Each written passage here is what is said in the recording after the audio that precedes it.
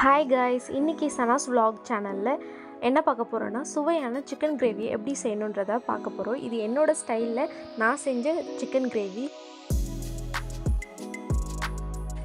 Video பார்த்துட்டு பிடிச்சிருந்தால் like பண்ணுங்கள், ஷேர் பண்ணுங்கள், சப்ஸ்கிரைப் பண்ணுங்கள். Thank you guys.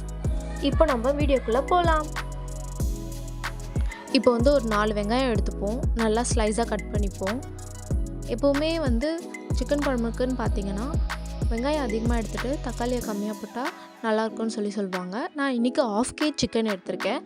அதனால் வெங்காயம் அதிகமாக போட்டு தக்காளி கம்மியாக போட்டிருக்கேன். 4 வெங்காயம், ஒரு 3 தக்காளி அந்த மாதிரி. ஸோ நல்லா ஸ்லைஸாக இந்த மாதிரி கட் பண்ணிக்கோங்க. பிரியாணிக்கு, சிக்கனுக்கு எல்லாத்துக்குமே இந்த மாதிரி தான் கட் பண்ணுவாங்க எனக்கு தெரிஞ்சு.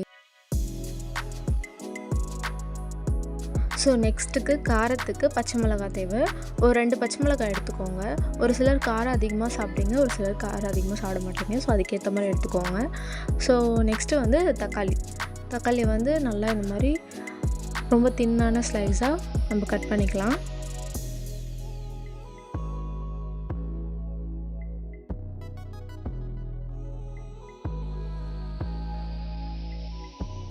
அதுக்கப்புறம் நல்லா ஒரு உருண்டை பூண்டை உரித்து எடுத்துப்போம். அதை சும்மா ஸ்டைலாக இப்படி தூக்கி போட ட்ரை பண்ணோம். அதுக்கப்புறம் இஞ்சி, உங்களுக்கு தேவையான இஞ்சி, கருவேப்பிலையை தனியாக உருவி வச்சுருவோம். ஸோ நெக்ஸ்ட் எல்லா பொருளும் இதுதான்: வெங்காயம், தக்காளி, பச்சை மிளகாய், கருவேப்பிலை, இஞ்சி, பூண்டு. அடுத்து நம்ம என்ன பண்ண போகிறோம்னா, இஞ்சி பூண்டை மட்டும் தனியாக எடுத்து மிக்சியில் போட்டு அரைச்சி எடுத்துக்க போகிறோம். இஞ்சி பூண்டு தான் முக்கியமான ஒரு பொருள், கறி குழம்புக்கு நல்ல வாசத்தை கொடுக்கும். இப்போ அடுப்பை நம்ம பற்ற வச்சுக்கலாம்.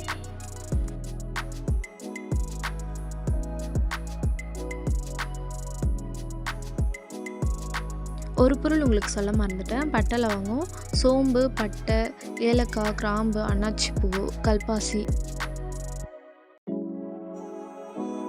அடுப்பு பற்ற வச்சாச்சு. அதுக்கப்புறம் கடாயை வச்சுருவோம். கடாயை வச்சுட்ட பிறகு நல்லா காஞ்சிடும். ஸோ நெக்ஸ்ட்டு உங்களுக்கு தேவையான அளவு எண்ணெய் ஊற்றிக்கோங்க.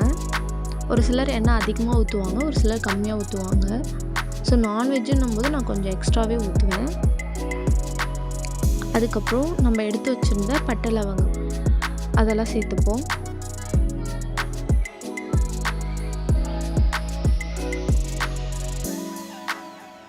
ரெண்டு பச்சை மிளகாவையும் எடுத்து போட்டுருவோம். நல்லா வதக்கலாம்.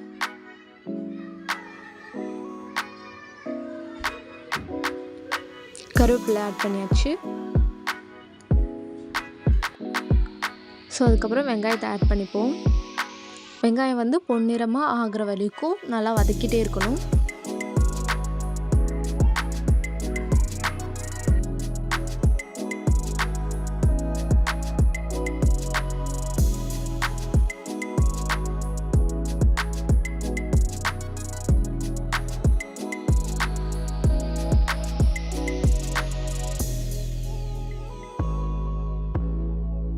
இப்போ நம்ம உப்பை ஆட் பண்ணிக்கலாம். வெங்காயம் சீக்கிரம் வதங்கணும் அப்படின்றதுக்காக உப்பு போட்டிருக்கேன்.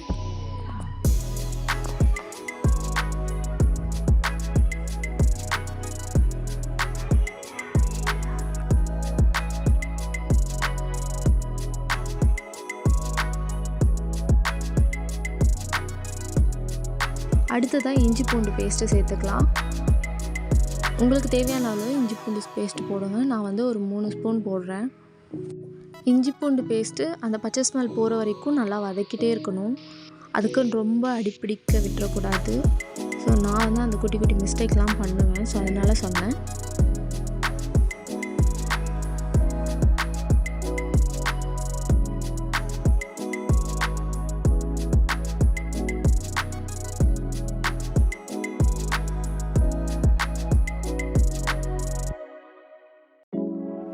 தக்காளி போட்டுக்கலாம்.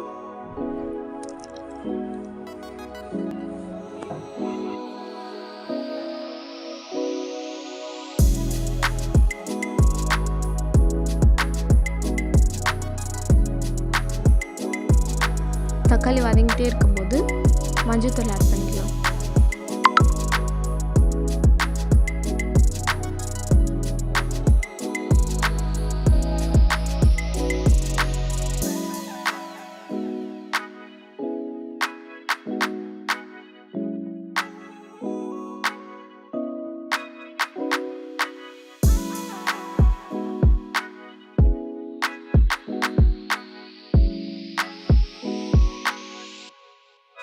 தக்காளி ஒரு பக்கம் வதங்கிட்டே இருக்க நம்ம வாஷ் பண்ணி வச்சுருக்க சிக்கனை எடுத்துக்கலாம். சிக்கனை நல்லா வாஷ் பண்ணி எடுத்தாச்சு. நெக்ஸ்ட் என்ன பண்ண போகிறோன்னா சிக்கனை எடுத்து வதங்கின வெங்காயம் தக்காளியோட போட போகிறோம். ஸோ இப்படி தான் நல்லா வதங்கியிருக்கு.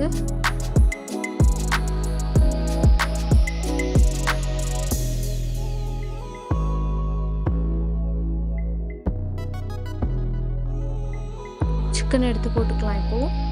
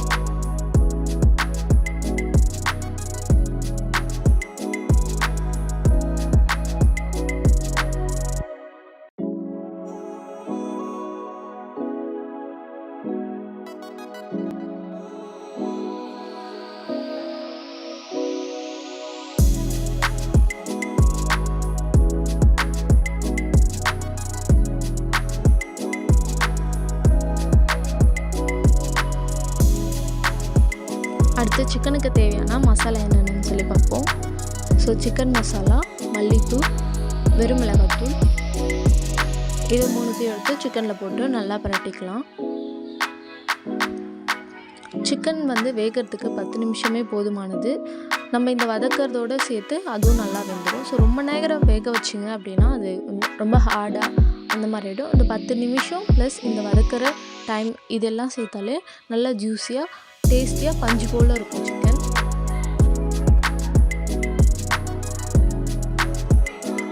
ஸோ அந்த மசாலா ஸ்மெல் போகிற வரைக்கும் நல்லா வதக்கிட்டே இருப்போம்.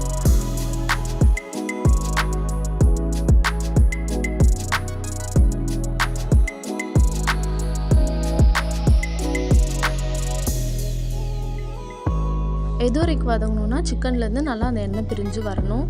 பாருங்கள், உங்களுக்கு தெரியும்னு நினைக்கிறேன். இந்த டைமில் நீங்கள் வந்து தண்ணி எடுத்து ஊற்றிக்கணும். எனக்கு வந்து இன்றைக்கி ஓரளவு கிரேவி மாதிரி வேணும். அதனால் நான் ஒரு 2 glasses தண்ணி மட்டும் நான் ஆட் பண்ணிக்கிறேன்.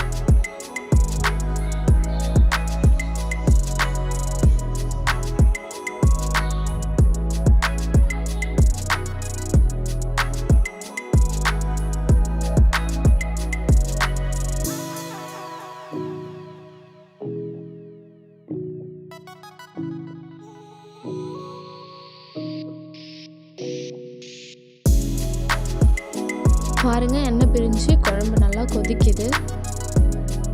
ஸோ இந்த டைமில் வந்து ஒரு முறை நம்ம கிளறிக்கலாம்.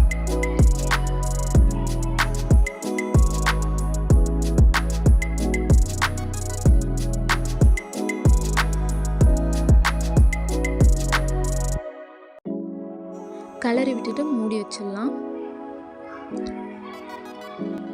இப்போது ரெடி ஆகிடுச்சு. ஸோ கம நல்லா மணமுள்ள சுவையான சிக்கன் கிரேவி ரெடி. கண்டிப்பாக நீங்களும் ட்ரை பண்ணி பாருங்கள். ரொம்ப நல்லாயிருக்கும் இந்த மாதிரி சிக்கன் கிரேவி செய்தால். ஸோ எனக்கு பிடிச்ச மெத்தட் இது. தேங்க்யூ. அடுத்து சாப்பிட்டு பார்க்கலாம். பாருங்கள் எவ்வளோ அழகாக இருக்குது. எனக்கு பிடிச்ச மாதிரி கலக்கி செஞ்சு நான் சாப்பிட்டேன். நீங்களும் ட்ரை பண்ணுங்கள். நான் எப்படி சிம்பிளாக கலக்கி செஞ்சேன் அப்படின்றத உங்கள் கூட ஷேர் பண்ணணும்னு நினைக்கிறேன். ஸோ நெக்ஸ்ட் வீடியோ தொடர்ந்து பாருங்கள். பாய்.